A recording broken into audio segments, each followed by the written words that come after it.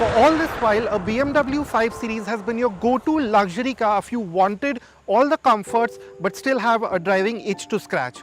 But now with this new generation, BMW seems committed to break from that norm and go right after the competition.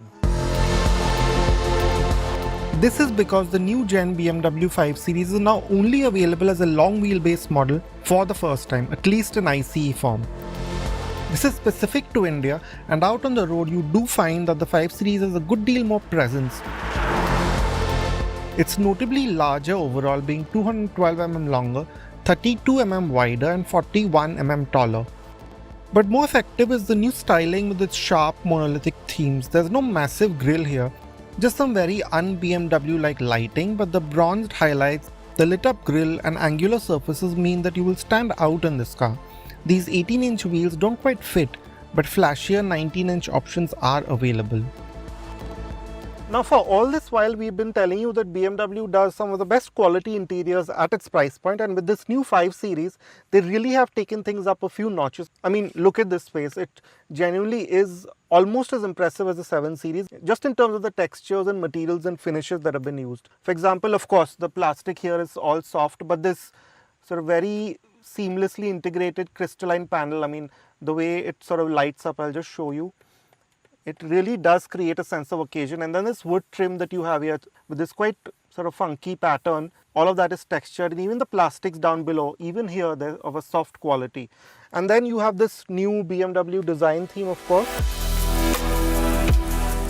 This continues with some elements we've seen in cars like the new X1, like the satin finish panels and the grated speaker covers, both of which have a rich texture and cold feel to them when you touch them.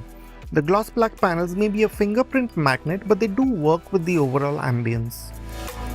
More open design theme where all the air vents, you know, they're diffused, so you can't even notice them. You have to open and close them and to adjust them with these rocker sort of dials. Now these have improved a little bit in quality. It was an earlier complaint for us, but they're slightly better now than say in the 7 Series.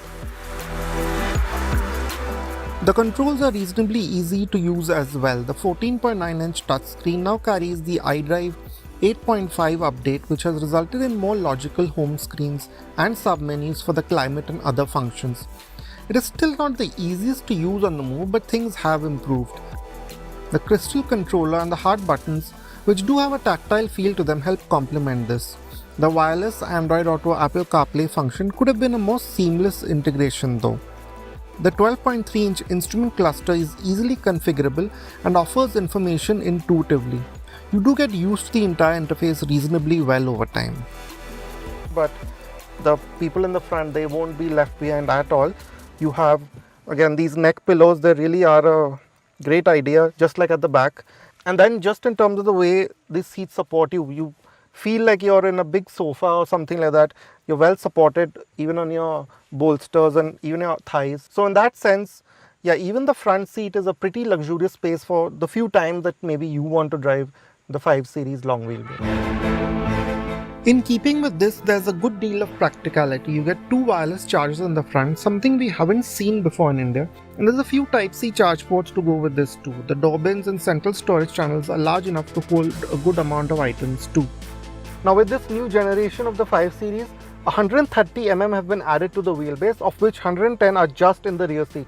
And as you can see, BMW has really gone to town with that space. To start with, they claim that this is the most spacious car in its segment, newer rivals notwithstanding. Again, everything here is soft, this huge grated speaker grille, just the way these AC controls work, they really do feel quite special. And then, of course, you come to the seat comfort. This seat is very well thought out. It's soft where it needs to be, supported where it needs to be. As you can see, I have so much under thigh support. Leg room really isn't much of a problem.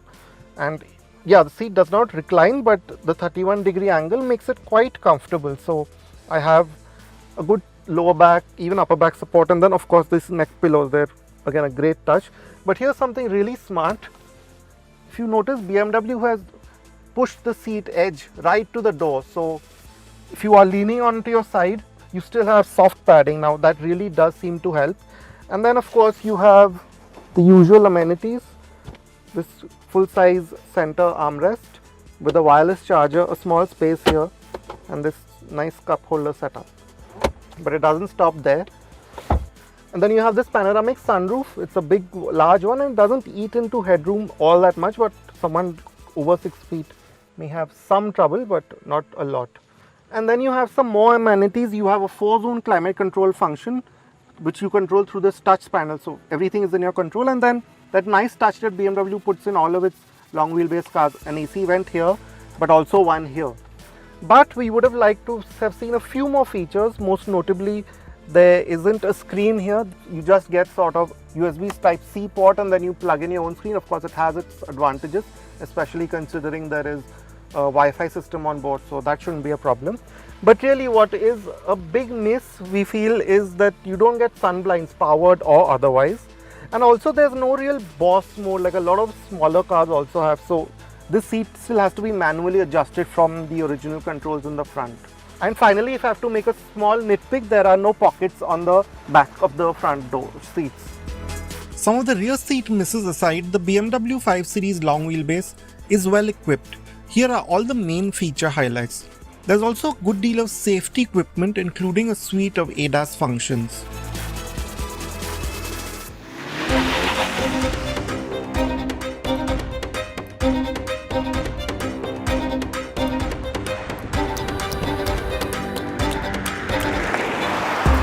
Now the first thing that you notice when you start driving the 5 Series long wheelbase is just how refined it is. It starts off near silently. Now in the comfort mode, I'm just going along slowly. You can barely hear the engine. It's more or less inaudible. And so yeah, it's immediately a serene, peaceful experience. And even though the car has grown quite big, it's still manageable. It doesn't feel too large for traffic. And then of course you know that BMW nearly always gets the driving position right, and it's no different. Maybe it's a bit less sportier than what we remember the last 5 Series to be, but that's fine. You're still very comfortable. The steering wheel, this new one, some people have different opinions on it, but it falls to hand easily. It's nice to hold. The seat is sort of, this whole geometry is really good for most sizes, so that's not a problem. Powering this 530 Li is an updated 2-liter turbo-petrol that makes 258 PS and 400 Nm, now with a 48-volt mild hybrid system. The 8-speed ZF gearbox has also been updated. The focus of these changes has been to improve drivability and efficiency, says BMW. And then we come to the engine. Now there have been changes, the mild hybrid system being the biggest addition, and really does show as soon as you set off, more or less. Now that 13 PS or so, that performance that you get really does make this whole experience quite seamless. So the 5 Series now just gets up and goes without hesitation. There's none of that slight delay or lethargy that you sometimes find in turbo-petrol engines, and you did to an extent in the older 5 Series as well. So that's all gone. And so what you have, say, in slow speeds or even when you're just driving calmly, is a completely seamless, smooth experience that just goes with that whole comfort theme of this car. There is a good deal of performance. Like most BMWs, the performance on the road feels a bit more than what the numbers suggest. So in any situation, you always have more than enough performance. This is, by any stretch of imagination, a fairly quick car. In our real-world performance tests, even in the wet, we managed to handily beat BMW's claimed 0 to 100 kmph time of 6.5 seconds, managing the sprint in 6.2 seconds. Our in-gear acceleration times also suggest that this performance is very much present in real-life driving situations. The Sport Boost function also works more effectively now, drawing power from the mild hybrid system. The BMW, despite its greater mass, also brakes confidently, and the mild hybrid system only slightly gets in the way of the feel you have from the brake pedal.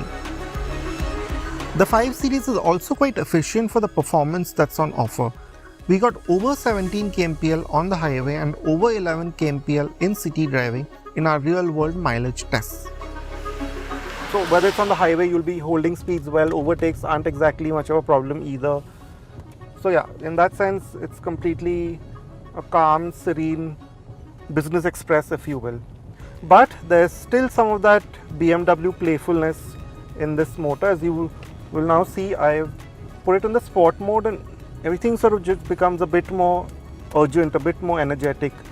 To start with, you have this quite fake but still somehow convincing engine note, and that brings to you a sporty kind of demeanor.